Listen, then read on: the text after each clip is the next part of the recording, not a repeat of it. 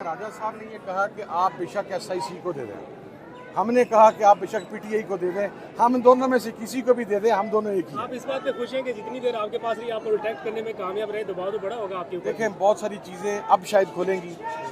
Election के फ़ौरन बाद कोशिश की जा रही थी कि PTI के जो इंडिपेंडेंट बैक्ड कैंडिडेट जीत के आए हैं, बैक्ड बाय PTI, उनका 3 फॉरवर्ड ब्लॉक बनाए जाएँ और कुछ PMLN में भेजे जाएँ, कुछ पीपल्स पार्टी में भेजे जाएँ, कुछ और पार्टीज़ में भेजे जाएँ। हमने इस ज्वाइनिंग इसलिए उस वक्त करवाई थी कि डिफेक्शन क्लॉज जो है उसकी वजह से वो ऐसा काम ना हो सके। ये नहीं था कि हमें मेंबरान पर एतमाद नहीं था, लेकिन अगर आप किसी की माँ, बहन और बेटी को उठा के ले जाएं, जैसा कि बहुत सारे लोगों के साथ हुआ, तो खदशात अपनी जगह पर मौजूद थे, अनसर्टेनिटी थी 9 फरवरी के बाद। मेरे ज़िम्मे यही लगा था कि ये कहीं जाने नहीं चाहिए। मैं अल्लाह का शुक्र ना खुद कहीं गया हूँ, ना ये कहीं गए हैं। खान की इमानत ही खान के पास वापस चले गए। सर, एक सवाल सामने आ रहा है, सिर्फ एक अगर सवाल का एक जवाब। आज ये तो फैसला हो गया है, मुश्किल वक्त में आपने PTI का साथ दिया, यकीनन ये तो मुश्किल वक्त में कोई दूसरा खड़ा नहीं हो रहा था। ये सवाल अभी तक है कि किसने सुन्नी खाद कौंसिल में शमूलियत का फैसला किया था?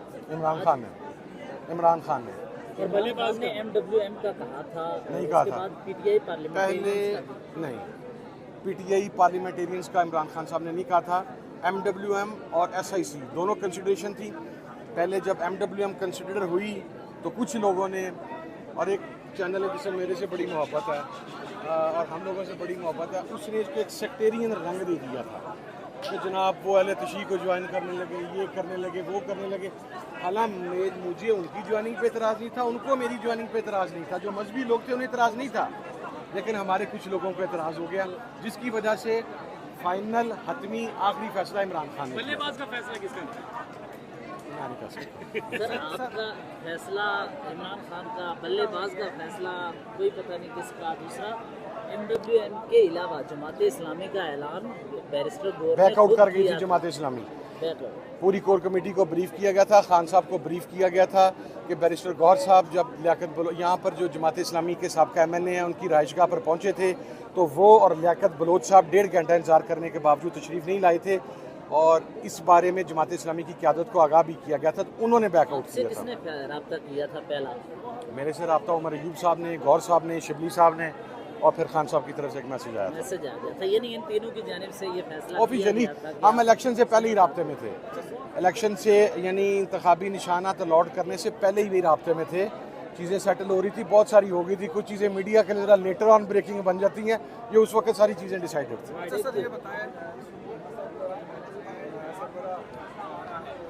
गौर साहब, आप बड़े खुश नजर आ रहे हैं। कल से खबरें चल रही है शेर अब्दुल मरवत के हवाले से कि इमरान खान ने हुक्म दिया है कि रुकनियत खत्म की जाए उनकी। सर, कोई ऐसा हुक्म न मेरे पास आया, न कोई ऐसा हुक्म मौजूद है। ये हमारे इंटरनल मामलात है, हम पार्टियों से नहीं निकाला करते। अच्छा, बैरिस्टर गौर साहब, सबसे पहले तो बहुत बहुत मुबारक हो। Thank कितने you so very पुरजोश है, कितने उम्मीद है, अब आगे नेक्स्ट स्ट्रेटजी क्या है इस फैसले के बाद? देखो, अल्हम्दुलिल्लाह ये बारिश का पहला कतरा है और बारान रहमत आएगी इंशाअल्लाह। हम कहते हैं आईन और कानून के मुताबिक आगे बढ़े, जिसका हक है उसको मिलना चाहिए। ये हमारा हक था, हमें मिला। यही आपने देखा, ये जोश खरोश आज देखा सुप्रीम कोर्ट में। पाकिस्तान की सारी अवाम कह रही थी ये हमारा हक था और हमें मिलना चाहिए था। हुकूमत के खिलाफ वोट ऑफ नो कॉन्फिडेंस भी लाने जा रहे हैं आप लोग? वो तो बाद में देखेंगे, लॉन्ग टर्म में, फॉर द टाइम भी। क्या सर?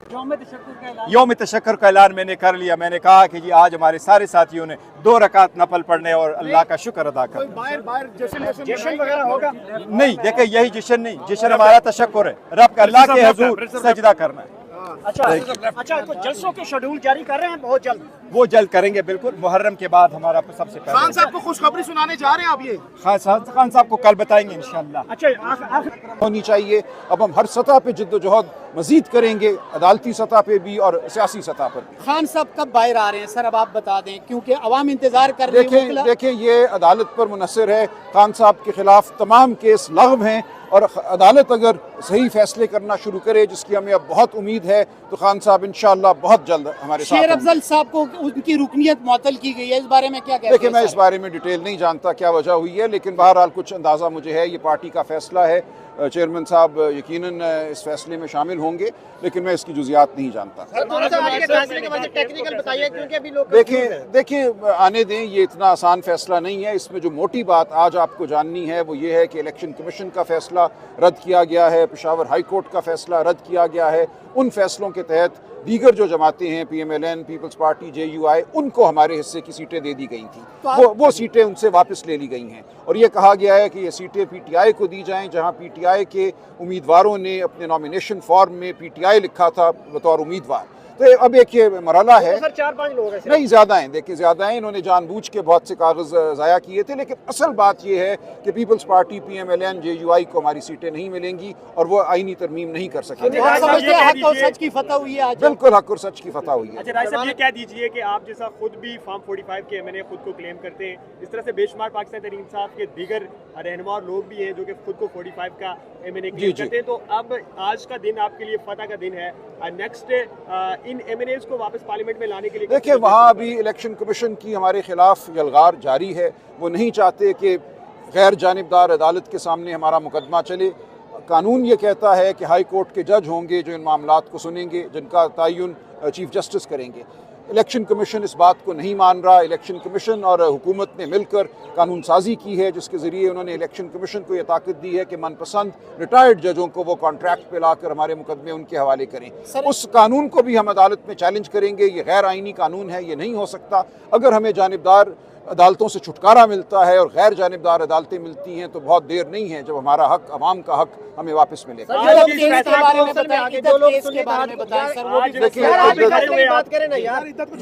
इत्तेहाद कौंसिल में आ चुके हैं सर, क्या उनके नाम पे मखसूस रिश्ते मिलेंगी जीत के जो आ चुके हैं? देखिए, अब डिटेल्ड फैसला देखना पड़ेगा कि किसको सुन्नी इत्तेहाद काउंसिल के नाम पे मिलेंगी और किसको PTI के नाम पे मिलेंगी। इन दोनों में इन सीटों का, मैं समझता हूँ इन सीटों को बांटा जाएगा। लेकिन बड़ी बात यह है कि आईनी तरमीम जो करना चाह रहे थे वो जमातें आईनी तरमीम नहीं कर सकें। देखिए, आईनी तरमीम के बगैर ये नहीं हो सकता ना। अच्छा सर, काजी साहब के खिलाफ जब अदम एतमाद किया गया था, क्या अब अदम एतमाद जो है वो PTI वापस ले लेगी कि नहीं? देखिए, उसकी जो वजूहात हैं वो वजूहात जब तक रहेंगी, ये फ़ैसला खान साहब का होगा, इमरान खान साहब का। वो फ़ैसला करेंगे कि वो वजूहात मौजूद हैं या नहीं हैं, और अगर वो वजूहात मौजूद रहती हैं तो फिर उनका जो मौक़िफ़ है वो हमारे सामने आ जाएगा। सलमान अकरम राज साहब, ये बताइएगा कि इस फैसले के बाद क्या इलेक्शन कमीशन के चीफ इलेक्शन कमिश्नर हैं उनके खिलाफ रेफरेंस दायर हो सकता है? देखिए जी, इलेक्शन कमीशन का रोल इस तमाम मामले में इस इलेक्शन के हवाले से इंतहाई मायूस कुन रहा है। वो हमारे हरीफ के तौर पे हमारे खिलाफ हर अमल करते रहे हैं। मैं समझता हूँ इलेक्शन कमीशन का ये जो रोल है ये तारीख़ में स्याह हरूफ में याद रखा जाएगा। ये उनकी अपनी, मैं समझता हूँ, सवाबदीद होनी चाहिए कि वो इस्तीफ़ा दें, घर जाएँ, किसी और को अब इलेक्शन कमीशन में बैठने दें। लेकिन अगर वो ऐसा नहीं भी करते तो हम हर कानूनी जंग जो लड़ सकते हैं इलेक्शन कमीशन की ज़्यादतियों के खिलाफ वो हम लड़ते रहें। अच्छा राय साहब, ये कहिएगा कि आज के इस फैसले को आपकी हरीफ के ही एस्टैब्लिशमेंट और इमरान खान की मुबैना डील तो नहीं करा देंगे? नहीं, ये गलत बात है। ये फैसला आइन और कानून के करीब तर फैसला है और इस फैसले को किसी डील का नतीजा करार देना बिल्कुल गलत बात होगी। मैं तो समझता हूँ हो जाना चाहिए। जो उनका रोल रहा है इस तमाम मामले में, हर कदम पे उन्होंने ऐसे इक़दामात उठाए हैं, ऐसे फैसले किए हैं जिनका बराह रास्त पाकिस्तान की आवाम को उनका हक ना देने से ताल्लुक़ था। देखिए, हमारा तो बहुत अरसे से ये मुतालबा है कि वो इस ओहदे के शायान नहीं हैं, उनको घर जाना चाहिए और किसी ऐसे शख्स को जो काबिल है इस ओहदे के, उसको इस ओहदे पे आना चाहिए। शुक्रिया। आप 12-1 से एक्सपेक्ट कर रहे थे फैसला? नहीं, मैंने ये नहीं कहा था, वो गलत बयान आया था। शुक्रिया जी।